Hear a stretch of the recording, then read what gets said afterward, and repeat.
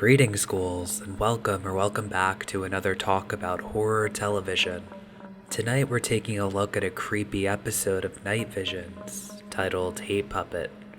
Let's get right into it. Our main character is named Andy Harris, and we're told that he's a great guy. In the opening scene, he's on the phone with his wife.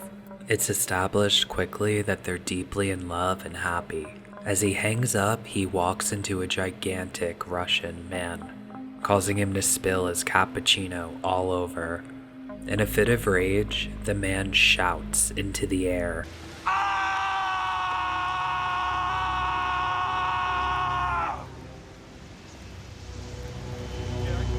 The scary man rips a piece of his clothing off, spits into it, shouts something scary in Russian. Nobody likes any of that.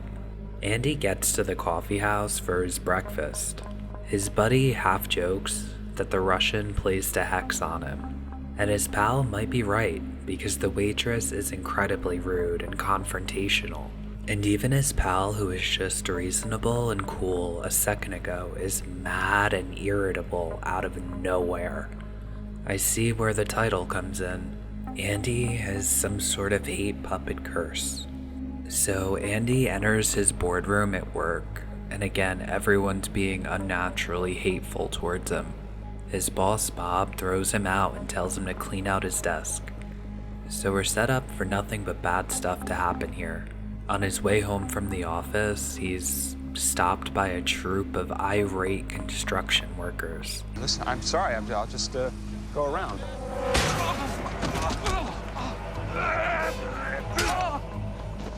Somebody help me! Help me! We fixed the streets, the sewers. We get the whole damn city running for ingrates like you. Now it's time to fix you. Andy gets beat up a lot just for walking in a work zone. As a matter of fact, he's almost sawed with a pipe grinder and pummeled with a shovel or a pick. These things are not great, and I'd be really scared if I was Andy. It's becoming increasingly dangerous for him to be out in public. So Andy manages to break free from this debacle and he runs off to find help, which he does. He tells the officer about his freak encounter that almost cost him his life, and the officer calls bullshit. The cop thinks Andy is messing around with him because everything that Andy is describing happens in the latest best-selling horror novel. The cop tells him to get lost, and Andy doesn't get the hint that he's about to get shot. Yikes. So Andy does something crazy. He goes to the bookstore to investigate, and just as expected, on display is the book the officer was talking about. The author of the book is on TV giving us more context about his novel, Hate Puppet. This is when we learn the translated version of what the Russian man said. "You have filled me with hate, so hate shall fill those around you." This book is predicting his life, and it was released over a week ago. The author lives locally too. So Andrew picks up a book and he learns where this hellish curse will take him. Where will his fate lead him? Andy's in a lot of trouble now when he continues reading and finds himself at a crosswalk with a very angry, aggressive biker. No one wants to get ran over by a motorcycle. Regardless of the green light the bike has, they're ready to bike him down. The book predicts he walks out into the middle of the road and stands there. But Andy absolutely refuses to follow what the book says. And that's when crazy stuff starts happening, and the location moves for him. Fate is not within his control, it appears, and he knows that now. There's nothing he can do but continue to read the book and learn of his fate. His copy of the book gets damaged badly when the bike runs it over, so when he gets home he tells his wife Linda what happened when he got off the phone with her this morning. His wife tells him about the neat book she found at the bookstore, which of course is the book.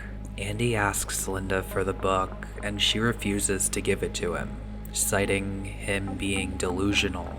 She thinks he's an absolute nut. So Andy rips the book out of her hands, eventually, and starts to read of his fate.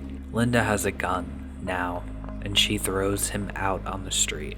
She plans to shoot him in the head, but he tries to disarm her and they fall on the ground. She gets really wounded in the process and dies. The only thing Andy has left to do now is storm into the author's home with a gun. He blames the author.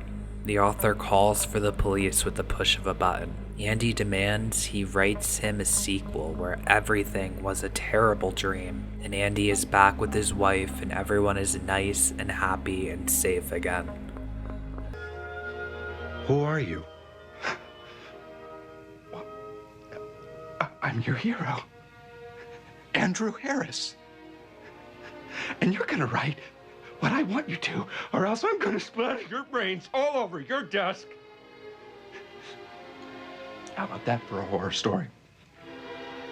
That's a badass scene, I'm not gonna lie, and the performance was spectacular. The author's telling the story to some bartender somewhere. We flash back to the moment Andy held up the author. So what happens is the writer jots down what Andy wants him to, that he woke up and it's all a dream. Then as the police surround his house, Andy blows his brains out all over the office, just like in his book.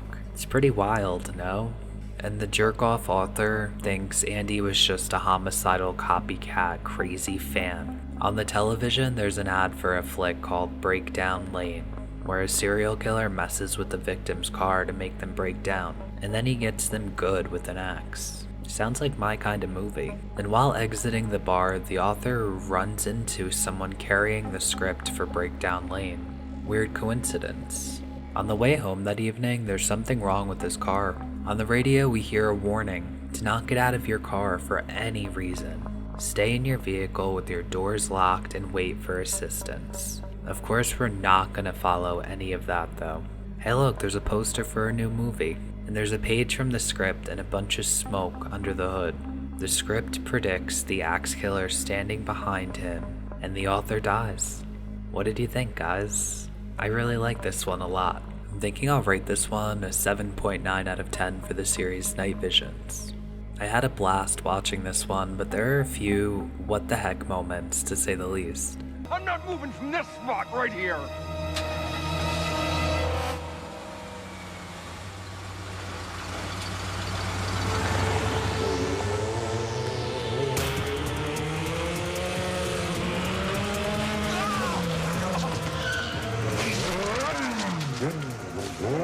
That's some really weird stuff. I like it, but in a baffled, flabbergasted kind of way. And this tale didn't end well for anyone at all. Forget feel-good horror, this is feel-bad horror. I can't give it many points off though, it was technically well executed. It's good escapism, especially when you don't ask too many questions and just take the ride. I couldn't help but feel sad for the poor guy. Andy didn't do anything wrong at all besides an accident, and he was sentenced to life for it. That blows. Hey, sometimes life is cruel and random. Enjoy today, my ghouls. And as Henry Roland says, we all like to think we control our own destiny, but there's always somebody pulling the strings. thank you patrons for supporting today's video. If you'd like to support the channel, head on over to Patreon. The link is always down in the description. I'll see you soon, ghouls. Thanks for tuning in. Be well and stay spooky.